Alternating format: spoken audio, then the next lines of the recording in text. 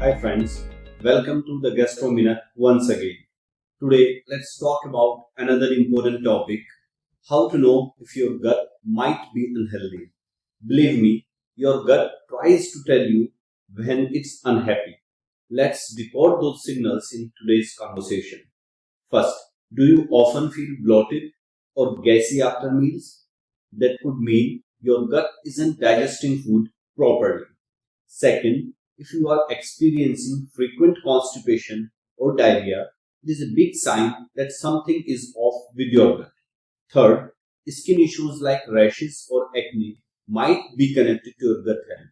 Looks surprising, but that's right.